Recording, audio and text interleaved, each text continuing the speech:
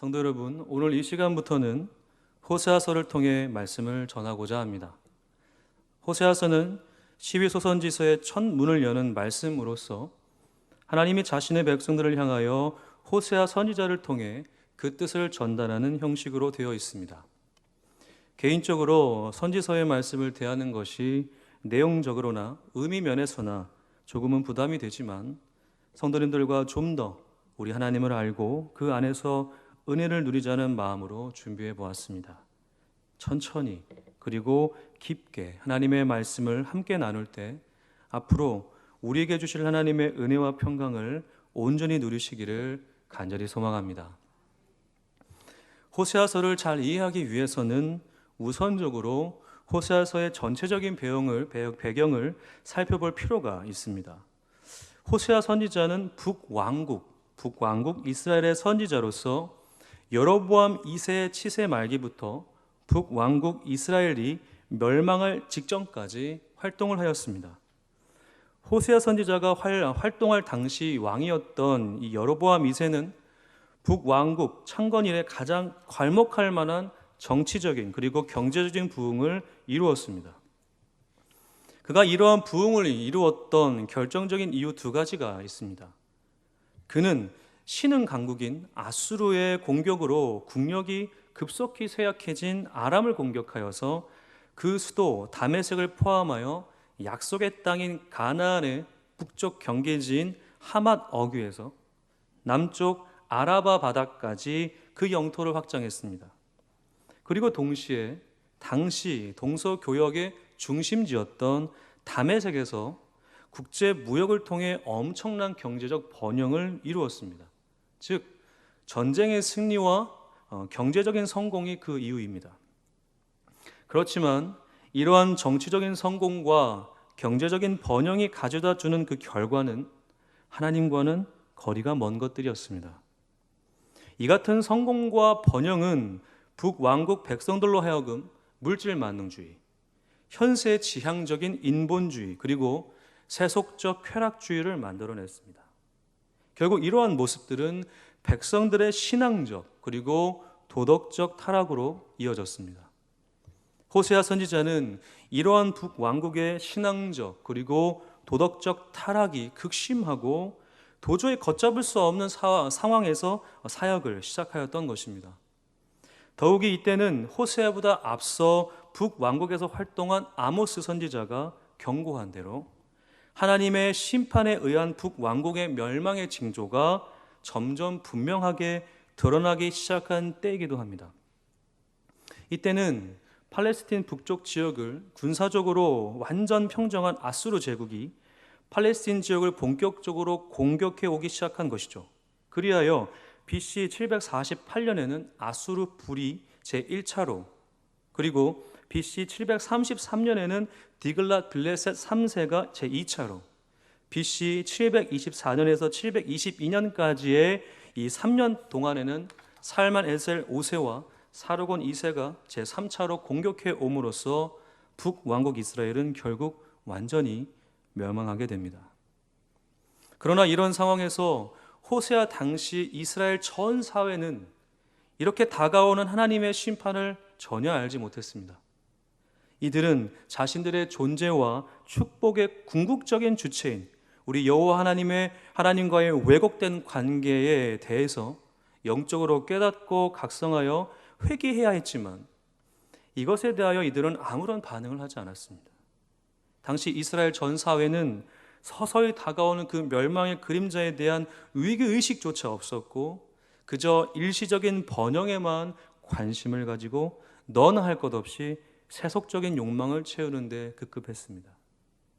먼저 왕실에서는 모반과 찬탈을 일삼으며 권력을 서로 차지하려고 혈안이 되었어요.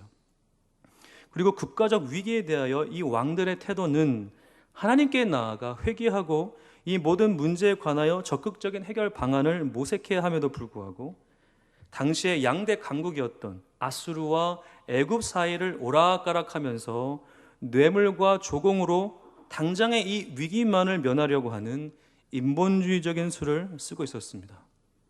그리고 중앙의 귀족들과 이 지방의 정치 엘리트들은 자신들의 권력과 지위를 남용하여서 타인의 인권을 유린하면서까지 재산을 축적하였고 오로지 자신들의 탐욕을 채우는 일에만 몰두하였어요. 더욱 심각한 문제는 이러한 권력을 행사하는 사람들뿐만 아니라 이러한 권력에서 멀리 떨어져 있는 일반 백성들에게도 죄악된 모습이 있었다는 것입니다. 일반 백성들은 너나 할 것 없이 자신의 유익만을 쫓았으며 기복적인 맹신에 빠져서 이전부터 이스라엘을 그토록 괴롭혔던 가나안 땅의 이 바알 숭배를 자행했던 것뿐만 아니라 최근 유행하는 주변 열강의 각종 우상까지 새로 들여와서 제각각 자기가 원하는 방식대로 섬기고 있었습니다. 이런 와중에 여호와 하나님의 거룩한 이름은 아주 의미가 없어졌으며 여러 우상들과 함께 그저 여러 신적 존재 중의 하나로 취급되었죠. 범신론이 바로 그렇지 않습니까? 이러한 상황 속에서 더욱 경악할 일이 있었는데 시대의 죄악성을 지적하고 하나님의 말씀에 따라 백성들을 일깨우고 앞장서서 회개의 모범을 보여야 하는 이 제사장이나 선지자 등 종교 지도자들마저도 자신들의 본분을 망각하고 시대의 유행과 흐름에 젖어서 일반 백성들과 별반 다를 것이 없는 죄를 저질렀다는 것입니다. 그리고 한 걸음 더 나아가 적극적으로 하나님의 말씀을 교묘히 이 종교 지도자들이 왜곡함으로써 자신들의 사회적 혜택과 이익을 추구하는 일도 서슴지 않았습니다. 이로 인해 여호와 하나님을 향한 신앙은 걷잡을 수 없을 만큼 혼탁하고 이방 종교와 혼합이 되어 이스라엘 사회는 돌이킬 수 없는 하나님의 심판의 자리에 이르게 되고 만 것이죠. 바로 이러한 시대적인 상황 속에서 여호와 하나님을 향한 신앙을 지키고 하나님의 심판에 대한 위기의식조차 없는 이 패역한 이스라엘 백성들을 향하여 하나님의 말씀을 전하기 위해 호세아 선지자가 사역한 것입니다. 그의 사역은 거짓과 불의로 이 어둡고 혼탁한 이 시대를 향해 외로이 홀로 빛을 발하는 이 시대의 등대라고도 할 수 있었습니다. 호세아는 먼저 자기 시대 이스라엘 백성들의 타락을 분명히 지적하고 여호와 하나님의 진노를 통해 경고함으로써 저들의 현재의 범죄와 그 각각 범죄에 상응하는 하나님의 심판을 직시할 것을 촉구하였습니다. 물론 당시로서는 이미 심판이 작정이 되어 파멸을 돌이킬 수 없는 이 상황에서 이스라엘 백성들의 멸망을 예언하였지만 그 이후 이 이스라엘에게 이루어질 회복의 약속까지 동시에 선포함으로써 이스라엘 사회의 전반적인 각성과 각 개인의 영적인 회개를 권면하였던 것입니다. 이제까지 호세아서의 전반적인 배경과 시적 상황을 살펴보았습니다. 지금부터는 본문으로 들어가 하나님이 오늘 본문 안에서 어떻게 말씀하시는지 깊게 살펴보고자 합니다. 오늘 이 시간에는 제가 앞전에 호세아서의 이 전반적인 상황을 말씀드렸기 때문에 시간 관계상 오늘은 2절과 3절까지만 살펴보고 다음 시간에 나머지 본문을 함께 나누겠습니다. 자, 우리 함께 2절과 3절을 다시 한번 읽어보겠습니다. 시작. 여호와께서 처음 호세아에게 말씀하실 때 여호와께서 호세아에게 이르시되 너는 가서 음란한 여자를 맞이하여 음란한 자식들을 낳으라. 이 나라가 여호와를 떠나 크게 음란함이니라 하시니 이에 그가 가서 디블라임의 딸 고멜을 맞이하였더니 고멜이 임신하여 아들을 낳으매. 아멘.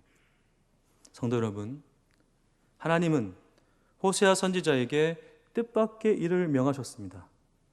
그것은 바로 음란한 여인과 결혼하여 자녀들을 낳는 것이었습니다.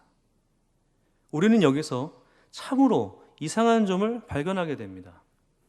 이상한 점이란 다름이 아니라 선지자와 음란한 여인과의 결혼은 그 자체로 성립하기가 쉬울까요? 어려울까요? 어렵다는 것입니다. 예, 맞습니다. 어렵습니다. 선지자는 기본적으로 정결해야 하고 거룩해야 합니다. 그래서 이전에 제사장들은 죽은 시체에도 가까이 가지 않았습니다. 율법에 그것은 부정한 일이었기 때문이죠. 그러함에도 불구하고 음란한 여인과 함께 산다고 하는 것은 더더욱 부정한 일일 뿐만 아니라 하나님을 욕되게 하는 행동이 될 수 있습니다. 아무리 사랑한다 해도 말이죠. 기본적인 인식도 이러한데 어떻게 호세아 선지자가 선뜻 그 일을 할 수 있었겠습니까? 만약 그렇게 행하기라도 하면 자신에게 어떤 어려움이 닥칠지는 불보듯 뻔한 일입니다. 또한 2절에서 언급된 이 음란한 여자라고 하는 말은 매춘을 행하는 여인 또는 이방 산당에서 종교적으로 성적인 관계를 맺는 일을 하는 여인이라고 할 수 있습니다. 결국 이 말은 이 여인은 하나님과 전혀 관계가 없는, 도리어 정죄를 당해야 마땅한 존재라고 하는 것이죠. 그런데 어떻게 하나님의 말씀을 전하는 이 선지자와 이 음란한 여인과 함께 살 수 있겠으며 자녀를 낳을 수 있겠습니까? 이것은 이 자체로도 이해할 수 없고 성립될 수 없는 일이라고 할 수 있습니다. 저 또한 이 부분에 관하여 상당히 고민이 많았어요. 왜 하나님은 이런 어처구니 없는 일을 명하셨을까? 과연 이것이 맞는 일인가? 라고 말이죠. 하나님의 뜻을 이루고 이 땅의 백성들에게, 지금의 이 이스라엘 백성들에게 경각심을 일깨워 주기 위해서는 다른 방법도 많이 있었을 텐데 왜 이러한 일을 호세아에게 하나님은 명하셨을까요? 호세아의 입장에서도 참으로 고민이 되고 순종하기 힘든 일이었을 것입니다. 자, 그런데 우리가 주목해야 하는 것이 있습니다. 그것은 바로 이 일이 실제로 이루어졌다고 하는 것이죠. 자, 왜냐하면 3절 서두에 이 음란한 여인의 이름과 출신이 고스란히 나오고, 그리고 이 호세아와 이 음란한 여인 고멜과의 이 자녀의 이름이 성경에서 침묵하지 않기 때문입니다. 이스라엘, 다음 시간에 살펴볼 이스라엘, 로루하마, 로암미가 바로 그 증거입니다. 고대 사회에서 자녀들의 이름을 짓는 일은 그 자체로 의미가 아주 큽니다. 우리는 이 이름이 성경에 등장하는 것만으로도 실제로 이들이 존재했음을 역사적으로 깨닫게 되죠. 마태복음 1장에서부터 그 1장 전체적인 내용을 보시면 그 예수님의 족보가 나오지 않습니까? 거기에 나와 있는 이름들이 거짓말이라고 생각하시는 분은 아무도 없을 것입니다. 마찬가지로 지금도 그렇습니다. 디블라임의 딸 고멜, 아주 명확하게 이야기하고 있고, 호세아와 이 고멜과의 이 자녀들의 이름을 명확하게 말하고 있습니다. 이것은 있었다는 일이죠. 성경이 그것을 증가하고 있다는 것입니다. 만약 이 하나님의 명령이 그저 누군가가 지어낸 이야기, 허무맹랑한 이야기라면 실제적으로 고멜의 존재와 자녀들의 이름이 성경에 명시되기란 상당히 어렵습니다. 왜 그럴까요? 생각해 보십시오. 말씀의 권위를 생각하는 유대인들 입장에서 거짓말의 이름을 쓰고 나중에 들키면 어떻게 됩니까? 여호와가 참신이 될까요? 아니라는 이야기겠죠. 실제 있었던 이야기만을 기록해야 하는 것입니다. 결국 하나님이 호세아에게 명하신 이 일은 하나님이 분명히 명하신 것으로서 호세아가 순종하였다고 하는 역사적인 증거가 아주 충족이 되고, 더욱이 하나님은 이 일을 통해 호세아서의 시작을 열고 계시는 것입니다. 이것은 호세아와 음란한 여인과의 결혼이 왜 있어야만 했으며 그 의미는 무엇인지가 앞으로 남은 14장까지 걸쳐서 설명이 됩니다. 그렇다면 우리는 이 시점에서 이 질문을 하지 않을 수 없습니다. 질문은 바로 이것입니다. 하나님은 왜 그렇다면 이 어이없는, 이 어처구니 없는 일을 호세아에게 명하셨을까요? 그 이유는 과연 무엇일까?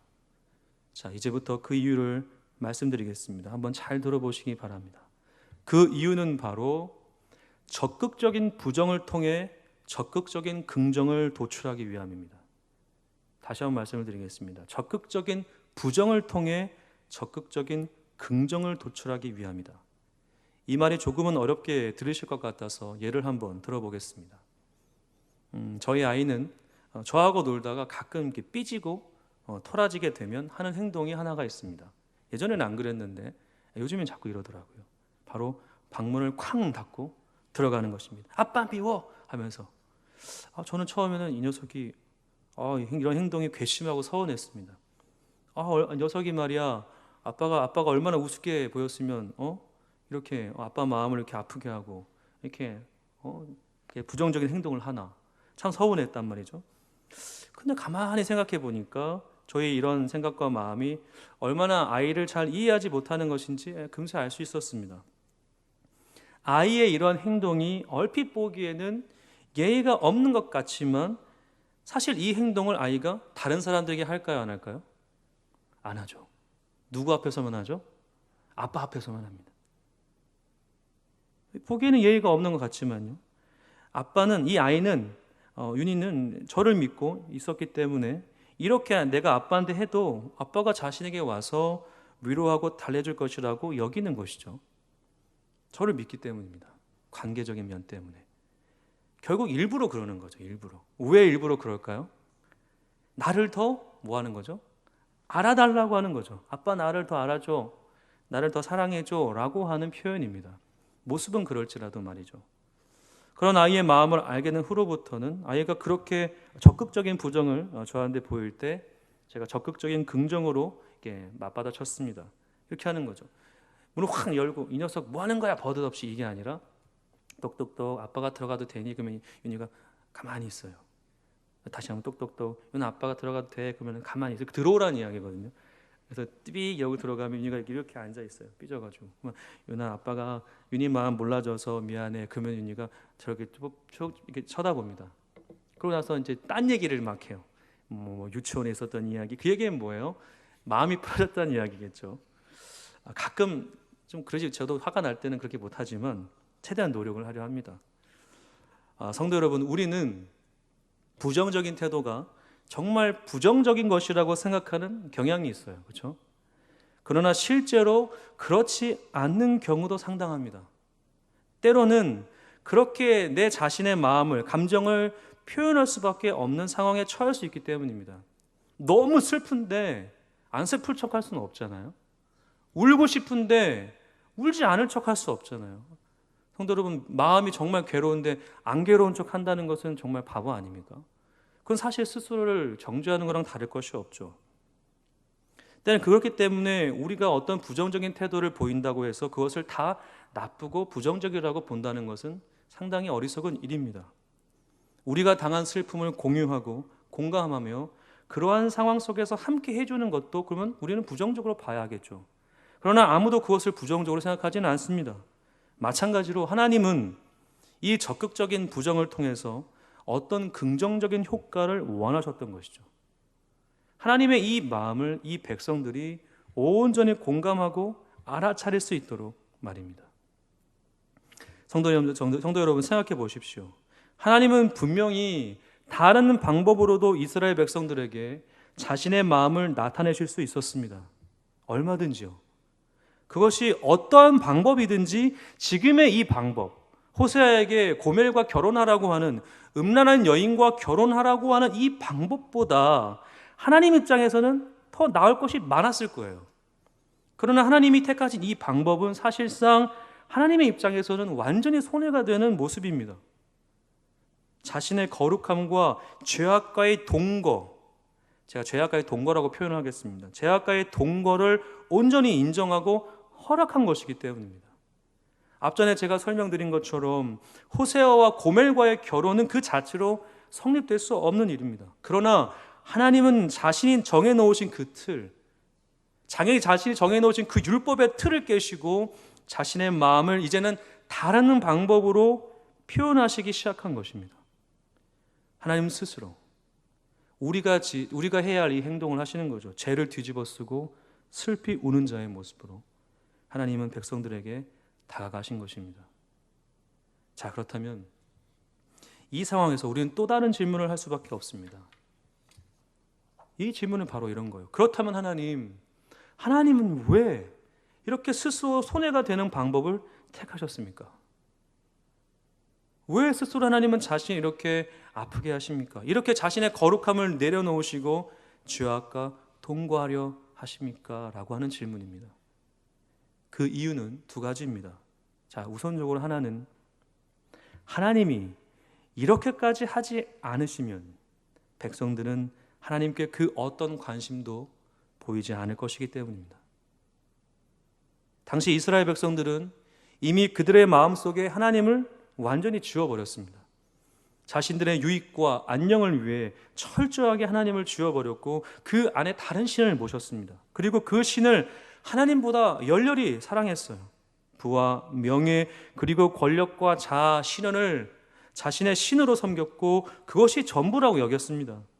잘 되는 인생이 곧 신의 은총을 입었다라고 생각한 것이죠. 나라가 부강해지고 풍족해지자 그들에게 있었던 갈급함과 하나님을 향한 그 절실함은 사라져가고 그저 먹고 사는 일에 몰두하게 됨으로써 하나님과의 관계는 호랑이 담배 피는 시절의 이야기가 되었습니다. 하나님은 절망하셨어요. 너무도 아프셨습니다. 너무도 고통스러우셨어요. 이전처럼 물로 심판할 수도 있으셨겠지만 하나님은 자신의 백성들과 무지개 언약을 맺으셨습니다. 다시는 물로 심판하지 않겠다. 그래서 참으셔요. 그때의 죄악과 지금의 죄악이 다릅니까, 성도 여러분? 똑같습니다. 죄는 죄예요. 큰 죄를 짓던 작은 죄를 짓던 죄는 죄입니다. 수없이 많은 선지자를 또 보내셨죠. 그런데 그들은 그 선지자들을 괴롭히고 심지어 죽이려고까지 합니다. 하나님은 여러 가지의 방법을 통해서 백성들에게 다가가셨지만 그들은 하나님을 밀어내고 다른 신을 찾아버렸습니다. 그래서 하나님은 이젠 더 이상 어쩔 수 없는 상황에 이르게 되자 그들을 완전히 멸하시고자 할 수는 없기에 다른 방법을 취하신 거예요. 하나님의 위엄, 그 영광을 포기하시고 그들의 눈높이에 맞추셔서 음란함과 함께 하셨던 것입니다. 하나님은 호세아에게 이렇게 말씀하셨습니다. 이 나라가 여호와를 떠나 크게 음란했다고 말입니다. 여기서 떠나라고 하는 단어의 의미는 관계를 저버리다 또는 즐겨 하던 것을 그만두다라고 하는 의미입니다. 둘 다 어떠한 면이 강조가 되어 있습니까? 관계입니다. 이전에 있었던 것들을 끊어버린다라는 뜻입니다. 하나님은 이 백성들이 하나님을 즐거워하고 예배함을 끊어버리고 하나님과의 관계를 완전히 저버렸다고 말씀하셨습니다. 여기서 하나님의 이 마음이 고스란히 드러납니다. 너무나도 마음이 아프신 거예요. 호세아에게 이들이 나의 관계를 끊었다. 그냥 이 단순하게 들리는 것이 아니라 하나님은 정말 울고 계시는 거죠. 성도 여러분, 하나님께서 얼마나 이스라엘 백성들을 사랑하셨습니까? 창세로부터 지금의 이 순간까지 하나님이 어떻게 이들을 돌보시고 인도하셨습니까? 아담이 선악과를 아는 나무의 실과를 먹은 그 순간부터 노아의 홍수 때에도 아브라함과 이삭과 야곱과 함께 하셨던 그 순간에도 출애굽을 시킬 그 순간에도 광야에서 훈련이 있었을 때에도 가나안 땅을 정복할 때에도 사사기의 암울한 시기를 보낼 때에도 사무엘을 통해 이스라엘을 각성시켰을 때에도 하나님 대신 왕을 구할 때에도 사울 왕의 실패와 다윗 왕이 되었을 때에도 솔로몬의 몰락과 이스라엘이 북과 남으로 남과 북으로 분열이 되는 그 순간에도 하나님은 이 백성들과 함께 하셨고 돌보셨고 사랑하셨습니다. 믿으십니까? 어떠한 순간에도 하나님은 이들을 저버리지 않으셨어요. 그런데 문제는 이 백성들이 자신들의 삶의 부와 명예와 안정이 찾아오자 하나님을 깡그리 잊어버리고 다른 남편을 찾아 허덕이는 고멜이 된 것입니다. 그래서 하나님은 그 고멜을 끝까지 찾아 헤매이는 누구처럼? 호세아처럼 단순히 말씀으로만이 아니라 그들의 삶에 현현하셨던 것이죠. 그래야 조금이나마 이 백성들이 그 하나님의 마음을 알까 해서 말입니다. 마치 하나님이 노아에게 방주를 지으라고 하셨던 것처럼 지금 당장 심판해도 될까 말까 그들에게 방주를 지으라고 하셨던 것처럼 방주가 무엇을 의미합니까? 심판의 상징입니까? 아닙니다. 방주는 희망의 상징입니다. 그것을 바라보면서 죄악된 백성들은 하나님께 돌아올 수 있는 기회를 얻을 수 있었습니다. 방주가 지어져 가면 갈수록 하나님의 임박한 진노가 임할 것이라고 그들이 몰랐겠습니까? 근데 그걸 무시한 거죠. 하나님은 심판을 하실 때 어떠한 기회도 주지 않고 그냥 단반에 하나님 심판을 주시는 경우는 거의 없습니다. 성경을 보시면 아시겠지만 기다리십니다.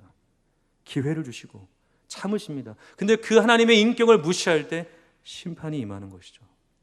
그래서 하나님이 호세아의 모습을 보이셨던 것입니다. 그래야 조금이나마 그 죄악된 자리에서 돌이킬까? 하나님이 그런 가능성이 있을까 해서 말이죠. 두 번째로 하나님이 이 방법을 택하실 수밖에 없었던 이유는 이 백성을 너무 사랑하셔서 포기하실 수가 없었기 때문입니다. 누구나 자기가 가진 권리를 포기하기란 쉽지 않습니다. 더욱이 자존심은 말할 것도 없죠. 누가 자신의 자존심까지 버려가면서 어떤 일을 하며 관계를 맺고자 하겠습니까? 그런데 하물며 우리 또한 그러한데 하나님은 어떠하시겠습니까? 우리보다 더 크시고 능력이 많으신 하나님이 그 모든 권위와 권세를 내려놓으시고 호세아에게 그것을 명하셨을 때는 이미 하나님께는 그것이 문제가 되지 않았어요. 호세아 선지자 자체가 부정적인 사람도 아니었고 문제가 있었던 사람이 아닙니다. 그가 흠이 있었기 때문에, 그가 문제가 있었기 때문에 하나님께서 그가 그럴 수밖에 없었기 때문에 그 여인과 함께 하라고 한 것이 아닙니다. 그는 그 자체로 신실했고 정결했습니다. 그런데 그러한 사람을 음란함 그 자체인 고멜에게 보내셨다고 하는 것은 하나님의 입장에서도 참으로 마음 아픈 일이죠. 누가 그런 일을 하고자 하겠습니까? 앞으로 이 호세아가 겪을 그 아픔을 아는 아버지 하나님께서 정말 호세아가 나빠가지고 잘못해서 그것을 하셨겠습니까? 그렇지 않음에도 불구하고 보내셨다고 하는 것은 상당한 의미가 있는 것이죠. 어떤 의미가 담겨 있겠습니까? 그 일로 인해 아픔을 겪을 것까지 그들이 분명히, 이 고멜은 분명히 호세아와 온전한 관계를 맺을 수 없습니다. 이미 그것을 호세아는 감수해야 하는 것이죠. 결혼을 유지해야 하는 것입니다. 누군가는 이 관계를 포기하지 않아야 이 고멜에게는 희망이 있는 거죠. 하나님께서 그것을 감수하시겠다는 거예요. 호세아를 보내심이 바로 그러한 의미입니다. 이들을 죽음에서 건지시고자 하는 하나님의 몸부림과 울부짖음이 바로 여기에 있는 것이죠.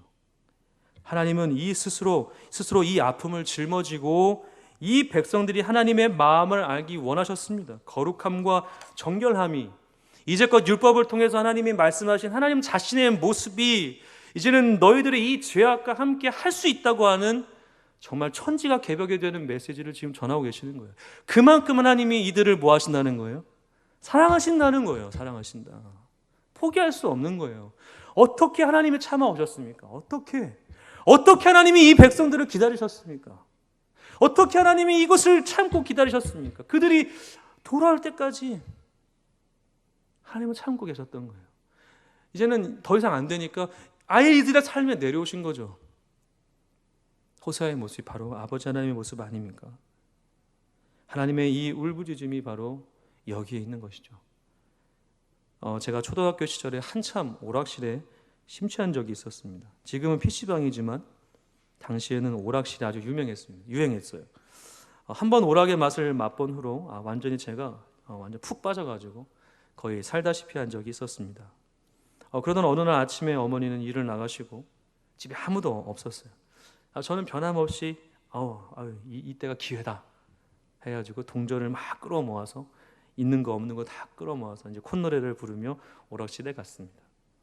사실 어머니는 제가 오락실 가는 것을 정말 싫어하셨어요. 사실 그 장소가 좀 그렇잖아요. 좋은 장소는 아니죠. 그래서 저는 어머니가 있는 그 틈을 타 오락실에 간 건데 한참을 막 하고 있는데 등 뒤에서 인기척이 느껴졌습니다. 좀 별로 기분이 좋지 않았어요. 좋은 인기척은 아니었습니다. 딱 뒤돌아보니까 어머니가 그냥 눈에 불이 켜져가지고 저를 이렇게 째려보고 계셨습니다. 그 자리로 그냥 뒤통수 한 대 맞고 어머니 손에 이끌려 집에 이제 갔죠. 엄청 맞았습니다.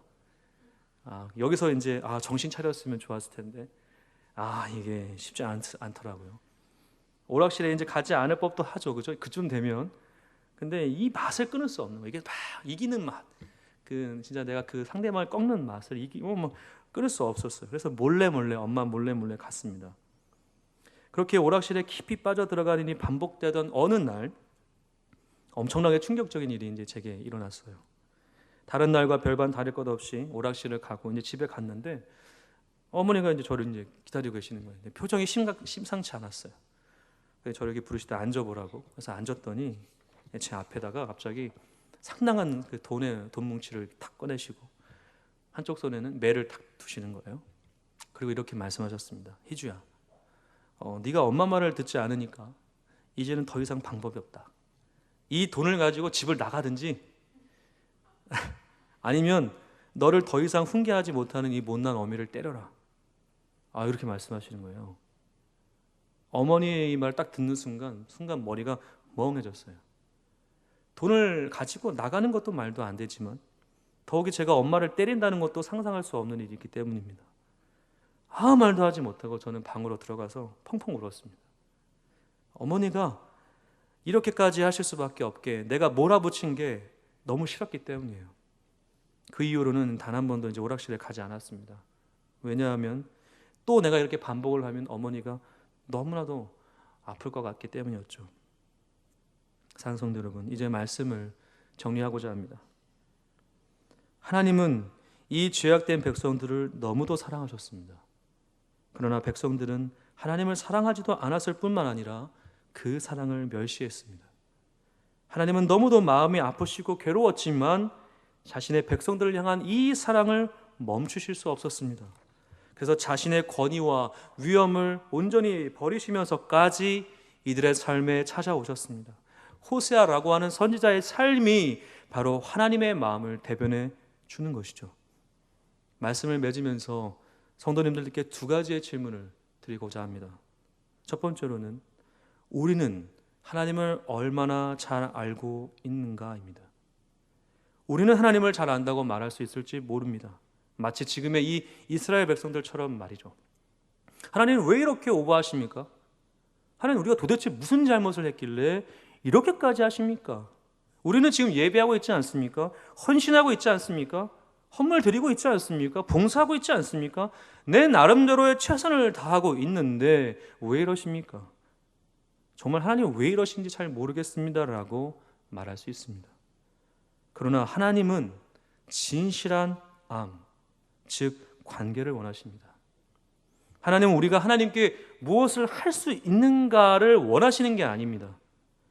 하나님을 사랑하고 바라보는 온전히 친밀한 관계를 원하십니다. 신앙생활 하시다가 못 하실 수 있어요. 내가 기대한 만큼 좋은 성과를 얻을 수 없을 수도 있습니다.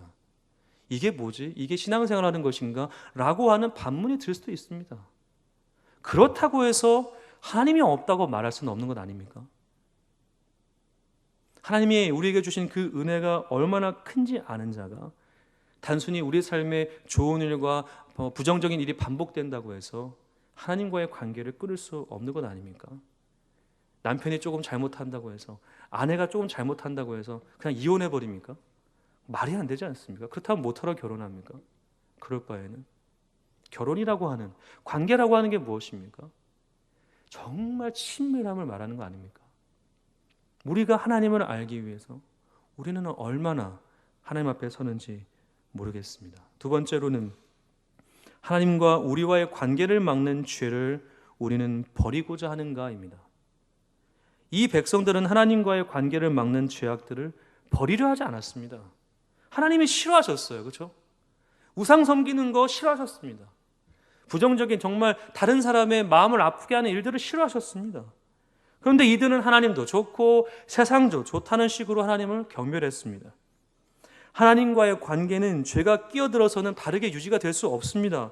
하나님과 시간을 보내는 것을 막는 여러 가지의 죄들에 관해 우리가 민감해지지 않으면 우리는 바르게 하나님과의 관계를 유지할 수 없습니다. 하나님을 만나기 위해 우리는 얼마나 노력합니까? 그분의 음성을 듣기 위해서 하나님께 나아가는 그 모든 상황과 여건들을 거부하고 아버지 하나님의 부르심 앞에 나아가려고 하는 우리의 몸부림이 얼마나 있는가, 이 점에 관하여 우리는 깊게 고민해 보아야 합니다. 사랑하는 성도 여러분, 하나님께서 지금 우리를 보시며 울부짖고 계신다고 하는 사실을 잊지 마십시오. 예수 그리스도를 죄 가운데 보내셔서 십자가에 못 박기까지 하신 우리 하나님을 잊지 마십시오. 이 사랑이 아니면 우리가 아무것도 아님을 잊지 마십시오. 하나님을 바라보되 온전히 바라보는 우리 모든 성도님 되셔서 하나님이 주시는 은혜와 평강이 우리의 삶에 가득하기를 주님의 이름으로 간절히 소망합니다. 기도하겠습니다.